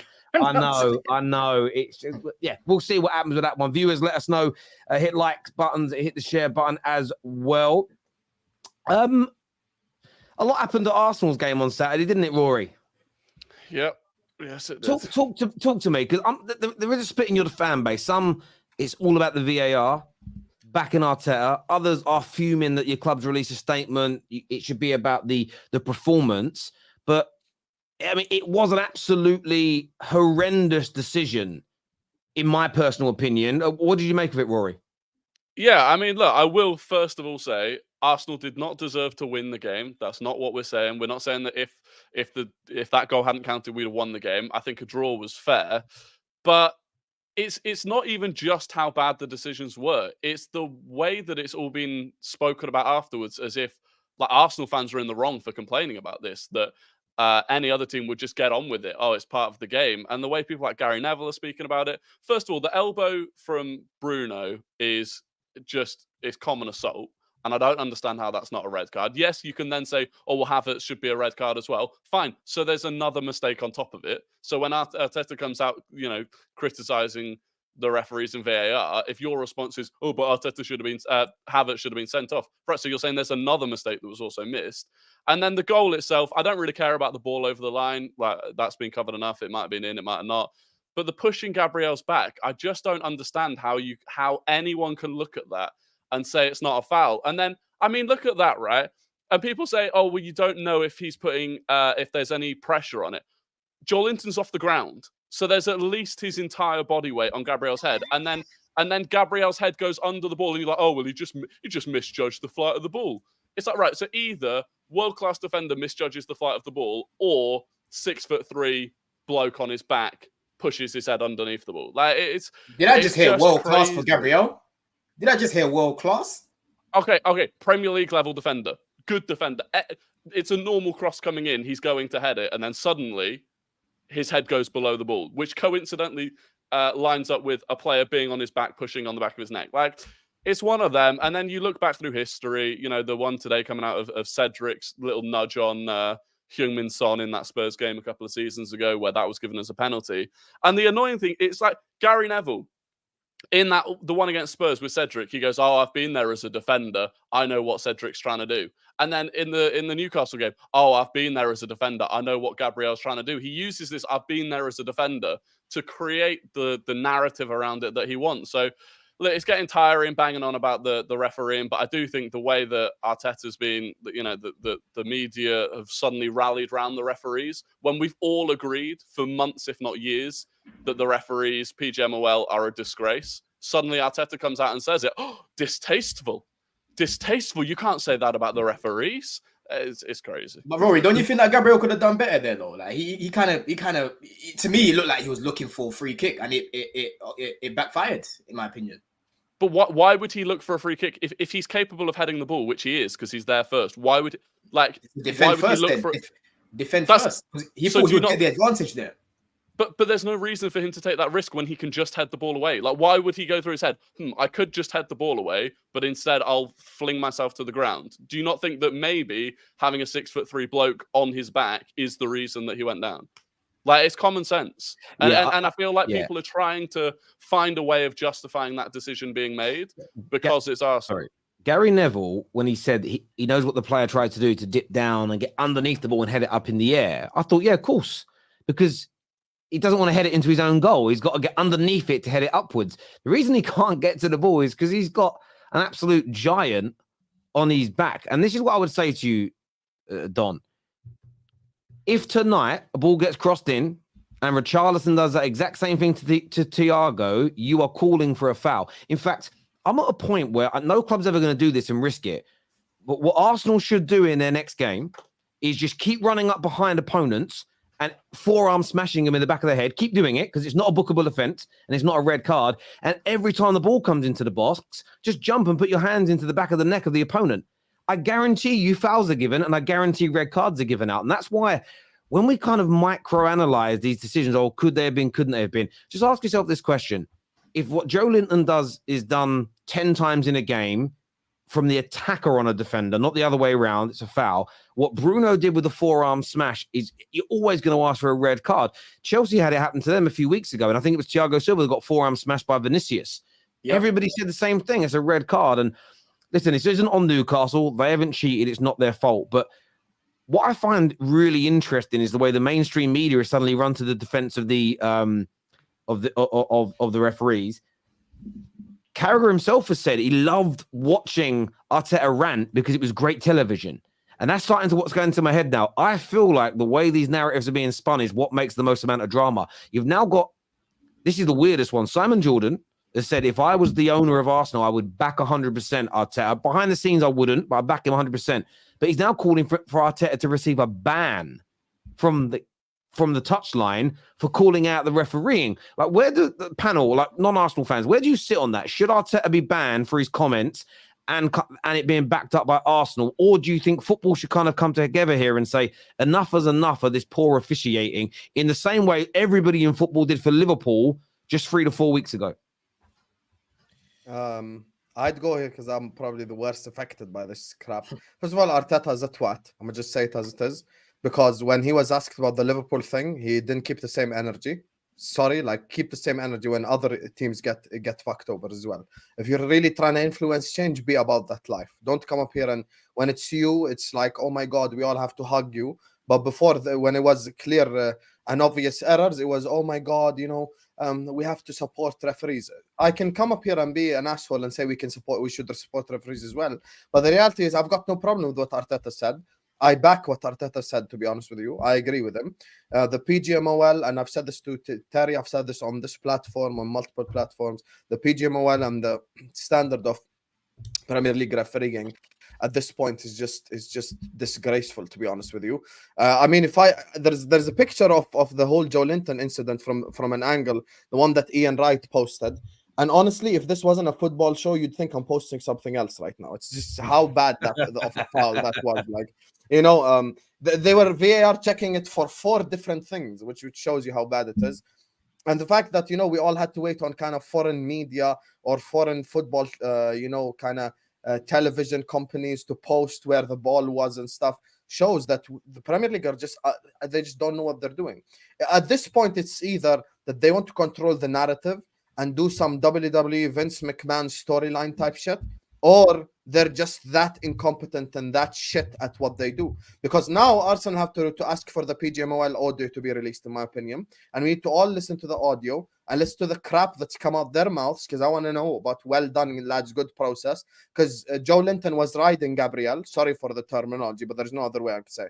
He was literally riding Gabriel, and it was actually fell down off of Joe Linton's arm as well. What I think, so that goal shouldn't have stood. If this question is just about the refs, I'm gonna make it just about the refs. But if we're talking about the football, then that's a different argument for the game, because but the refs were just bullshitting the whole game. And by the way, Bruno should have been sent off. And I think what happened in that Liverpool Spurs game genuinely has influenced what happened going forward. Because Kovacic should have been sent off against Arsenal, but they didn't send him off. Havertz and this tackle right here, the Bruno one, these are red card offenses. If the Curtis Jones one was a red card, but because of what Liverpool done and the PGMOL getting pressure and shit, now they're kind of being a bit more lenient. But the problem is there's no consistency, and I'm not gonna make it about myself, but that Luton game, if I'm being completely honest, the same penalty that was given for Haaland last week, it didn't get given this week. You know, Liverpool against Luton. So it's just the problem is consistency. If Don punches me in the face and it's a red card, next week if Staffy punches Rory, it has to be a red. We cannot every week change the rule. It's as simple as that. Yeah. It has to be consistent, and that's the biggest problem. And I think that my biggest annoyance wasn't that Arsenal conceded the goal. It was the way they said about each of the checks. And I just went to the ball over the line. They said it isn't conclusive. And from the 3 camera angles they checked, I think 1 looked in, 2 looked out. But when you look at Man United against Brighton, 1 looked out, 2 looked in, but they said it was conclusive that the ball had gone out. And that's where I get frustrated, because it's almost an identical situation, but they've handled it completely differently. And that should be one that's being discussed on the airways today, and it's not. It's all now been turned into Arteta's out of order for calling this out. But hang on a minute, every single week, football fans call this out. But the only time we really care is when it happens to us. And all rivals are turning on Arteta. He's this, he's a whinger, he's a moaner, blah, blah, blah, blah, blah. Yeah, ban him, it's hilarious. And I just can't help but sit there and think, all we're doing is ensuring that in a week, in a day, a week, a month, the same thing's going to happen to us, where if we actually came together, we could help improve this, because it's becoming beyond the joke. And the fact the media are now protecting the referees. So what Michael Owen said, well, we've seen your interview with Howard Webb, not one challenging question into what's going on. It's honestly, and it's a joke for me. And look, it was Arsenal yesterday. I've seen Man United screwed this season. Wolves, by the way, 2 weeks running, they've conceded the same penalty where an opponent has kicked the damn floor and there's been no contact, and they've given it. And do you know how this is why I believed, and I don't mean corruption like payments to help a team win. I mean Kim Kardashian style, Towie style drama they want, as Jamie Carragher called it. And maybe this was him saying something that's spoken about behind the scenes. He loved what Arteta did because it was great television. I've never thought about football from a point of view of, is it great television? The game should be. The rest of it's, I want to hear a bit of punditry. I want to hear the interview. I don't even watch a lot of interviews, but I think the media want the drama. I really am starting to believe that. They went to the referee in Sky, it was in Sky Studios on Saturday. They said, it's a penalty to Sheffield United. And the lady whose name I now forget, I apologize, said, yeah, it's a penalty. In real time, it looked like one. Then she and all the other panelists saw the replay, and they all went, oh, no, it will be overturned. Then they went, oh, it's like last week. Definitely going to go. There's no way after the apology last week, this one ain't going to get overturned. They went to, I want to say it was Dermot Gallagher. It might have been that other dude that's in there, Mike, whatever his name is. What do you think? And he just gave a really kind of vague answer. He sort of went, yeah, they're going to have to check that one, aren't they? Didn't give an opinion, because he knows if he says what he really thinks, that's not a penalty, and then it's given, he's outed his fellow referees. It is all like a big... And the sort of presenters on the shows try and calm the ex-footballers down from moaning about it. It's all, for me, they just want EastEnders-style drama. They want a fight in the Queen Vic, so there's something else to talk about and not just the football. They really do. It's becoming a bit weird for me, the way that they're not. How can Gary Neville and Jamie Carragher not be absolutely horrified at the state of these decisions and instead of defending them and calling the clubs out. I understand we've got to focus on the football, but it's very hard to at the moment because it feels to me in this last 12 months or so, this is getting worse and worse and worse and worse and worse. The issue for me is that VAR hasn't done what it was meant to do, which was the primary objective of VAR was to stop us talking about refereeing decisions. If anything, we speak about it more now. So it had all of the negatives that were always going to come with it in terms of, celebrations are ruined, flow of the game's ruined, but without any of the benefits. And the other thing is that it makes it feel more corrupt because you know that these guys are looking at these images that we're looking at over and over and over again and still coming to the wrong decision. And they're justifying coming to the wrong decision in different ways. So as an example, some of the audio, it's not actually come out as audio, but some of the quotes from the VAR booth in the Newcastle game came out, right? So when the ball went over the line, they looked at that. They said, the ball looks out, but we can't possibly give it from that angle. And yet for the Man United game, same sort of angle, the ball looked out and they gave it as out. But so you've got two almost identical situations where you've come to two different conclusions, and so that's an issue. And again, with the Jorginho, the Bruno's elbow on Jorginho, he said he's not used his arm as a weapon. It's not nice, but it's no more than a yellow. That's not in the rule book anywhere, and the elbow isn't in the rule book anywhere because they said he used his forearm, not his elbow. That's not in the rule book anywhere. So they pick and choose when they specifically use the rule book, because when Liverpool scored against Tottenham and they couldn't go back for it no matter what because that's against the rules and that's the law book, they pick and choose when they can use that. So it just feels like they have far more control over than what it used to be, which was just the ball looks out, you blow the whistle or you don't, and then you move on. You can't look back at it again. So that's where, to me, it just feels corrupt. I agree with Rory. I agree with Rory, and the way you started this was absolutely bang on when you said VAR has been brought in, but it's not doing what it was meant to do, and it's just becoming jarring at this point that every week we're sitting here talking about at least one refereeing decision that potentially cost someone points, potentially ruined the game. I don't remember the last time we went through a week of football where we haven't had to mention VAR. The fact that we are saying, PGMOL has to come out with another statement. We need to hear the recording, when the referees are speaking. The fact that we're actually, this is the norm now, just shows me how bad and corrupt VAR. And maybe not on purpose. I'm not saying that, it could be, but I'm not, allegedly, but I'm not saying they're doing this on purpose, but definitely there's been too much incompetence week in, week out with all decisions that we have to sit here and speculate. Are they now at this point doing it on purpose? Because when Jamie Carragher comes out and says he liked what Arteta said because it was entertaining, that could actually lead into us believing maybe they are doing that on purpose to get more views and get more talks going on. And it brings attention to the league. And I want to mention one thing that I feel like a lot of people said that, so I'm not really original with this thought, but I feel like this whole VAR thing was adapted from American sports, because if you look at the NFL, you look at the NBA, you look at the MLB, all of them, they have this IHOC technology with their decisions. The difference is if you're going to adopt a technique from a different culture or a different sport or a different country, you need to adopt it 100%. If I'm watching the NBA and there's a decision, I was watching the NBA yesterday. There was an issue where they thought someone elbowed a player. They stopped the play for about 2 minutes. They went to review it. They wanted to see if it was violent conduct or not. They didn't think it was. The referee spoke into the mic. He was like, we thought it was. We don't think he is. Both players got a foul, cancel out each other. We're going to continue the game. But at least if I agree or disagree, at least now I know why he came to that conclusion, why he made that decision. I don't have to sit here and say, well, PGMOL now need to come out with a statement and they need to release the video or the audio or whatever. So I know what build up to that decision.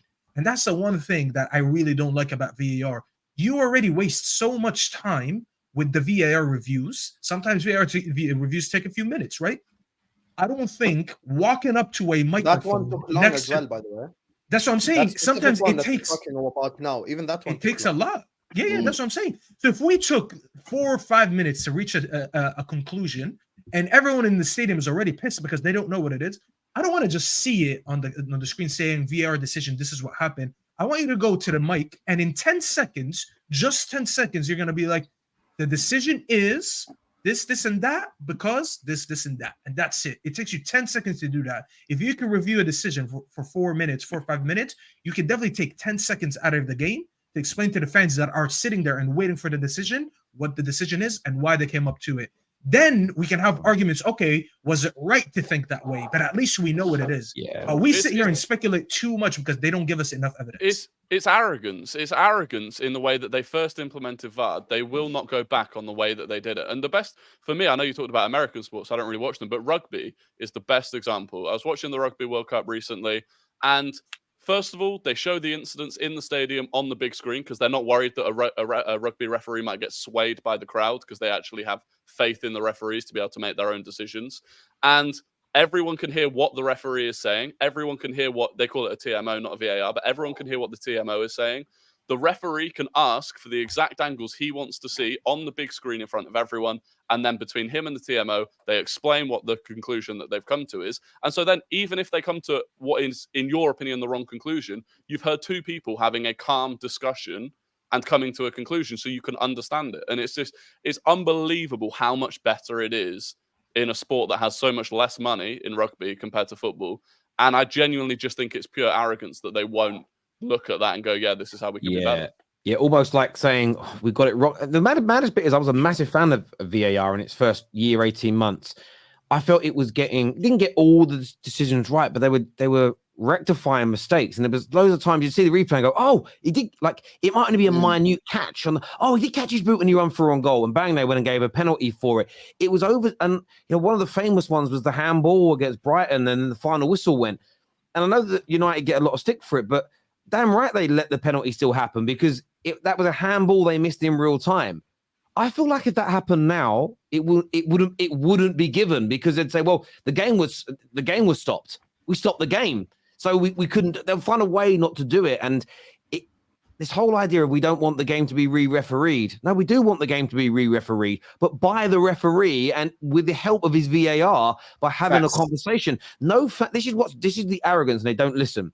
No one is bothered if the referee makes 10, 20, 30 mistakes in real time, as long as the most accurate decision possible is delivered in the actual game. No one ever cares. No one ever does. And it's gone for me now. And I think everyone's turned their back on it. And it's just, it probably needs to be moved on. Brian here says 3 out of 4 games Arsenal have played. They've had bad VAR. I think that's recently. Check complete. Arsenal need to sign a ref in January. People writing off Arsenal from the title race. What are your thoughts on that, Rory? Because after this defeat, again, it has been twisted into Arteta can't win the league. The team isn't playing well, though. Do you agree with that? Yeah, I wouldn't write us out of the title. Right? I mean, again, I still don't think we're deep enough into the season to call it a title race yet. But I look at it, we've played all of the big teams apart from Liverpool. We've gone away to Newcastle. We've only lost 1 game. We've got a fair few injuries to big players. So it's, it can come good. To be honest, we've got a good period now between now and like the middle of December. We've got a nice run of fixtures. If we can put a big run together, I think it's back on. If we still keep stuttering, draws here and there, then I think, we're in danger, but I wouldn't write us off yet. What about, rivals on the panel? I'm going to keep it consistent. I mean, I said when it came to Spurs, I said I'm not really announcing them or denouncing them from competing for the league when we're just in November. So I got to keep the same energy with the old teams. Obviously, you can look at some teams and you can already know like who's most likely going to. But I'm not ruling Arsenal off just because of this defeat. Is a damning defeat? Yeah, I kind of get it with the circumstances. Because if you do want to go for the league, you do want to win these type of games because these are the type of games that, separate regular teams from champions. Because I'll tell you something, if Arsenal won this game in St. James's Park, they would be buzzing because they know that's one of the toughest grounds to go to. But it doesn't necessarily write you off. No, I think if Arsenal are to go for the league, this wasn't the definitive moment. Yeah, it's too early. I think it's way too early, man. You've got more than enough games to improve as a team, collectively and individually as well. And Arteta's got more than enough time to improve as well because his man management hasn't been great so far, to be fair. So it's a bit too early, man. A bit too early. It's November, guys. November. Yeah, and it's 3 points off the top, as you say, and it's a very narrow defeat away. Teams that you expect to be there are there, though. Like that's the thing. Like Liverpool and Arsenal are 3 points behind City. It's just how it goes. Like this is the title race. It's November. Like there's no need for us to exaggerate. There's also a January transfer window, ladies and gentlemen. You know, of the panel and of the listeners and of the people watching right now. There's a January transfer window in which 1 or 2 transfers can shift this whole fucking narrative. Liverpool buy a DM and a centre back, life changed. Arsenal buy a striker or an 8 or an 8, life changed. City buy someone, we're all fucked. So, you know, let's just hope City don't buy anyone in January. So, you know, this January transfer window is going to affect everyone, to be honest with you. Yeah. This year says, I cannot stand Mikel Arteta when he benefits from VAR blunders against Liverpool. He says referees are trying to do their best. Now he's crying. Lol. I did call him an asshole at the start. So. I mean, he didn't. Yeah, that's just. He didn't say that referees are trying to do their best after a game against Liverpool. That was to do with the Tottenham Liverpool game. And I'm pretty sure he still actually came out and defended what Klopp was saying. So, yeah. Yeah, I think he did. I think I might have read that. I'd have to go and check. But thank you. 60 million down the drain. Kai Havertz ghosts again. There is a debate amongst Arsenal fans. Some saying he was awful. Some saying he actually had a really good game. Where do you sit on that, Rory? Pretty much in the middle. I think that's classic social media. He didn't have an awful game. It was one of his. It was one of his better games for Arsenal. You know, I thought he stood up actually to the physical test, which he's been accused of kind of ducking out of challenges and stuff like that before. But that's still, you know, the creativity probably still isn't there. So you know, it was a fine game. I hear you. To be honest, more annoyed with Raya missing the ball is what Manu Soto says here. This is why I'm annoyed that these decisions have become the talking point, because Arsenal's performance wasn't good. You know, Newcastle weren't at their best either, but Arsenal's performance overall, it wasn't good, man. It wasn't. By the way, Ben White not going out to block that cross from the beginning. If you rewatch the goal, unfortunately, people focused too much on where the ball was that no one looked at Ben White's positioning. I want you to go back and watch Ben White. He actually did not at any point anticipate that the player might keep it in play and let me go out and try to block the cross before he does it. Because if he did, he had at least 3 seconds to just make a run and kind of give the attacker an idea that maybe you won't be able to cross it because I'll get a block on it. So Rory, I think Rory, he got stayed with that. I've got a question for you because I asked Dan Potts this earlier, like on Saeed's channel. Big up Saeed, yeah. Do you think that, because a lot of your players aren't performing at the level that they were last year, right? Do you think that mentally the pressure's getting to them already? Like players like Ben White, Saka, Odegaard. Do you think that the pressure's getting to them already? In your opinion? No, I don't think so. I think it's more to do with balance. I think we're missing balance in midfield. I think Nketiah isn't the option up top. I think that, you know, the hat trick against Sheffield kind of masked some bigger problems. And we need to figure out a solution to that. But I think when you're looking at 3 players in Odegaard, Saka and Martinelli that had incredible output for us last season that have all dropped, I think you're looking at that point like a structural issue within the way that we're playing. And I didn't think we played that badly against Newcastle. Like I said, it's a very difficult place to go. And outside of the goal, we limited them to 0.16 XG. Like it was a 0-0. It had 0-0 written all over it. It did. But that doesn't mean that your performance was great. No, it wasn't great, but it was good enough to get a point, which I don't think is a bad result away at Newcastle. But I agree. Ben White absolutely switched off for the goal. Maybe, like the rest of us, he just thinks, well, it's out of play. The referee will blow his whistle. But either way, you play to the whistle, and he didn't. 100%. Again, you know, Raya, I thought, got caught under the ball. That's a mistake. So there were still things Arsenal could have done to prevent the goal, but you still just look at it afterwards, and you're like, well, you know, it's a foul. So. Yeah. Arsenal didn't play well, though. Like, this is the thing. That's why earlier on when I had the referee thing, like, I'm with them when it comes to the referee thing, 100%. Because I know what it's like, but the reality is their performance wasn't good enough on the day, though. That's just how it is. Like they didn't do enough. One shot on target, and then Nketiah thing. I'll be honest with you. There's 2 sides to this coin. First of all, I understand why Nketiah is getting blamed because, in my opinion, he doesn't get the respect of the 2 centre backs. So, like, but essentially Saka and Martinelli, which I don't think is an excuse, because any even average winger is going to get doubled up. They get doubled up a lot of time and they can't play out of it. But there's also personal accountability. Saka and Martinelli, they both have to do better. Despite Nketiah being there, they both have to do better. We cannot throw everything at Nketiah's face like, oh, this is all Nketiah's fault. No, it's not. Saka needs to do better. So does Martinelli. Simple as that. Yep, Facts. I agree. I do think it's worth, you know, Newcastle did play incredibly defensively. If you look at the differences between the way they played against us and the way, for example, they played against Liverpool, it was, even though it was at Newcastle, they were kind of playing like a newly promoted team that was just looking for a draw. And they have the defensive ability and the structure, and they're well drilled enough to do that incredibly well. So, you know, it was a tough game, and it's one that's almost why it's so frustrating that VAR cost us, because it's like you get out of that with the draw and you go, we definitely could have performed better, but a draw there isn't bad. We move on, we're still unbeaten. And as it is, it kind of feels like that was robbed from us. But, you know, you just got to move on. This here from Charlie says on ESPN, Burley, LeBeouf, Hislop, and Gibbs all say it's 100% without question a foul. Sky Sports, who have a show with Howard Webb, all say it's not a foul without explaining why. Obvious what's going on. Facts. Klopp didn't release a statement supporting Arsenal versus Brentford last year. All managers speak on their own team, stay silent on others.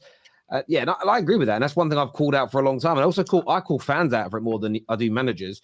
We are awful at it as a collective fan base. And this is why the TV companies do what they do, and it's why the refs get away with it. When it's Arsenal, everyone enjoys it. When it's Man United, everybody enjoys it. But then it will be United will get one, go their way, and suddenly everyone then is energized to condemn it. And and everyone will notice it happened to their team. And until we come together, it ain't going to get any better. It's also annoying how they want us to use Arteta's antics on the sideline as inexcusable, but Pep and Klopp do it as well, and it's called passion. Hypocrites. Yep, they're calling him things like started calling him things like unhinged, as if he's got some sort of if he's mental. It's like he is spoken about in a different way to other managers. The reason for that is because Pep and Klopp are successful. And when you're successful, you get to do that extra shit. I'm sorry, but it's just the reality. Rory, outside looking in, yeah. Look, you've got every right to complain about what happened with the decisions and that. I'm with you on that one, yeah. But to me, it just looked like a man that's rattled with the performance. I'll be honest with you. He looks like he was absolutely rattled with the performance and was using that as a deflection tactic. You can talk about that as much as you want, but I wasn't seeing much from Arteta speaking about the performance at all, bro. He spoke highly of the performance. That was the thing. I think he was rattled about the fact that he thought that the team had played well with quite a few injuries and, not come out with anything. So I don't know who cried more, Arteta or Husam that time. I don't know who shed the most tears. Do you know what I would say is this? Look, he was definitely annoyed about the result. I think you're right there, Don, but it's the antics on the sideline. Husam's bang on because he hasn't achieved anything of real note yet. It's like anything in life. The more successful singers, you get singers out there. Look, when Amy Winehouse was the biggest singer in the world, this woman was almost, to a degree, being celebrated for being on crack because it was Amy Winehouse. Oh, she's cool. If that was some middle of the road average actor who was doing it, it'd be what a disgrace you are. Think of the children that watch you. The bigger and better you are at something, the more shit you get away with. It's just simple, and players go for it. You think Liverpool would have stood by some average fringe player if he would have done what Luis Suarez did? No way. Some of the stuff Rooney was getting up to. Do you think Man United would have put up with it if it wasn't Wayne Rooney and it was, I don't bloody know, Luke Chadwick? Never. It's just the way it is. That's not a dig Arteta, or I'm not defending him. It's just win the Premier League and no one will moan about any of your antics. It's simple as that. Arsenal are, sorry, no, wrong one. This is listen to the full press conference rather than sound bites. Arteta literally said he hopes Liverpool get what they deserve. People can't see the media agenda against Arsenal now. They never will. Liverpool ended up on Good Morning Britain. Yes, because we're massive. Why can't VAR get involved in yellow cards? I understand why they don't want that protocol, because it's more stops and starts. But that would slow the game down so much. It would. It would and it wouldn't, though, because from my point of view, you can check certain things without stopping the game. Someone in VAR could check that and say to the ref, yo, he just hit the guy in the back of the head. Ain't a red, but you got to go give him a yellow for that. It wouldn't stop the game. You've seen sometimes yellows given where a foul is committed, a counter-attack happens, then something else happens, and then like a minute later, a player gets booked. They go back to it. Yeah. Difference. You again, they just don't worry about taking the referees. Don't referee the game fully by themselves anyway. If the fourth official sees something, he goes, yeah, you missed this. Someone just punched someone in the face. They can be sent off. I don't see what the difference is, personally. I really don't. Arsenal are using their VAR fiasco to mask the poor play. The statement was the most creative thing from Arsenal in weeks. What Jonathan says here. Big up Jonathan, man. It's a funny super chat. Even in cricket, the TV umpire conversation and decision is being broadcast live. Listen, cricket, tennis, rugby, but they're not solely British sports, but those guys have had a form of VAR, Hawkeye, for a long time, and it's almost seamless compared to football. By the way, ask yourself why they don't want us to hear the conversations, and why when we do eventually hear the conversations, they're massively edited down into the bits that they want us to hear. Hey, we found out last time we heard it. Well done, lads. Good process. Most embarrassing statement I've heard. I agree. I say well done after I got it wrong. It's embarrassing, honestly. I wish managers would start calling it out, so regardless of the results after the game, come out and say we accept the points, but we sympathise with the opposition. All teams need to unite. I agree, but it won't happen. But I agree. We did not play well, aside from 4 VAR calls and Raya being a donkey. Terry, did you watch the kickoff analysis on the VAR call? Guys, a joke. As in True Geordie, no, I haven't got around to watching that. I'm sure again, and I don't know True Geordie or Brian at all, and I'm not judging him. The problem is it's the tribalism. Whenever your team benefits from one, and people go, "Oh, we've been robbed," the knee-jerk reaction is say, "Well, we ain't robbed you, we deserved it," and that's where again the hurt party needs to be careful how they word things. And I make sure I say at the beginning of every video, Newcastle didn't cheat. Newcastle didn't pay the ref. This is not on Newcastle. I'm not taking nothing away from them. This is what it's about the referees, and that's key. PGMOL disagree. Won't apologise. Arsenal embarrassed. Fair enough. What a load of crap to say Newcastle was defensive versus Arsenal. That's not a load of crap. That's facts. They were defensive. Literally. Like I'm gonna be honest with you, they were defensive. And if I'm saying it, look, guys, we can be balanced. Arsenal didn't deserve to win, but neither did Newcastle. This was just draw was deserved in my opinion. Yeah, exactly. I thought if I watched that game without that moment, 0-0 would have been 100% fair. Honest opinion. Yep. There we go. But then sometimes you buy your own luck. And that's what happened with Newcastle, bro. They bought their own luck. Yeah, they did buy it. Yeah, I'm sure they did. Yeah. Good one. Don didn't just realize what he just said there. Big up, Don. So he can't say what he thinks because of a team performance. That's also very key. You're right there, Joel. Win, lose, or draw, you should be calling this out. And I even saw Arsenal fans when they beat City. Was like, "Oh, I'm not that worried about the red cards now because we won." That you've got, whatever happens, you got to call this stuff out. I can remember Hoyland saying he felt bad for a goal the other team conceded and how he thought it wasn't a goal. Need more of this. I hear you.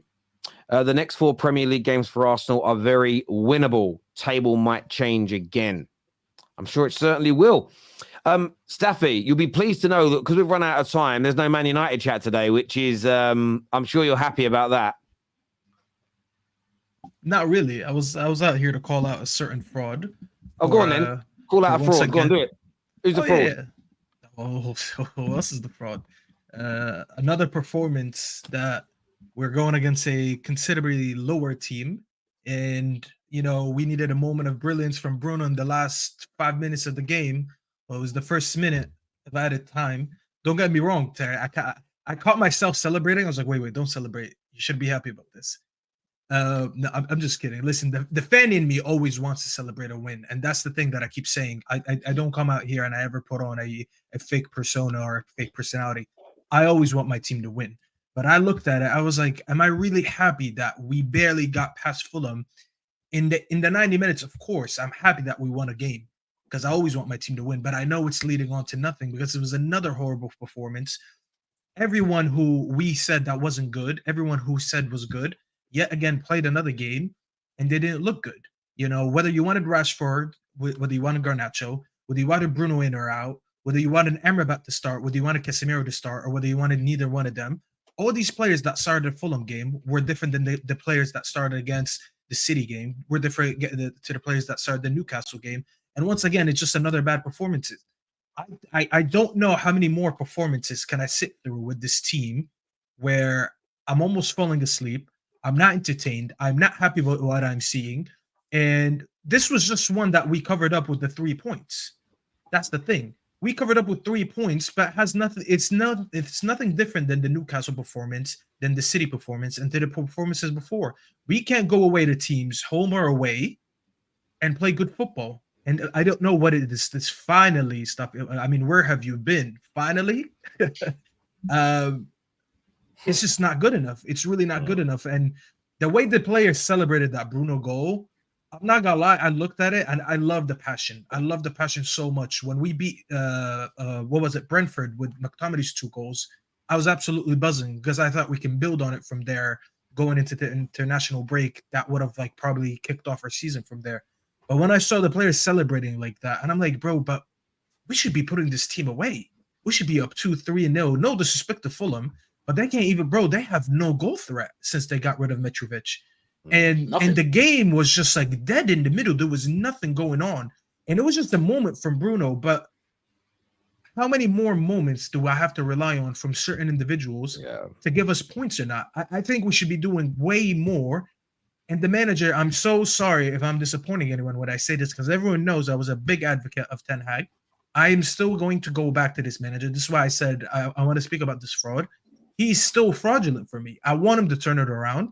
But I am telling you, most likely, there's 1% chance that he will do it, 99% chance he won't. Because it doesn't matter who we're playing. It doesn't matter if we're home or away. It doesn't matter who's the 11. We don't play good football.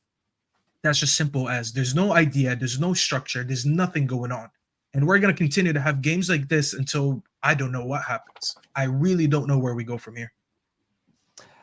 Mate, listen, I said a lot about it on Saturday. I agree with you. I was happy with the win. I celebrated the win. But I don't even want to use the term papering over cracks. It was just after what he said. And the fact that Man United fans are acting like I'm making this up, like I've misquoted him. He has said, and I'm paraphrasing here, I'm never going to play anything like we did at Ajax. Man United got a DNA. I'm going to add to it. He's brought in 14 players. The football isn't getting better. For me, yeah, some of the players are working hard in moments, and yes, they were happy to win a game, but there's something off. I've seen this movie before. I know where we're at. I'm desperate to be wrong, and I'm desperate for him to turn it around, and if he does, I'll hold my hands up.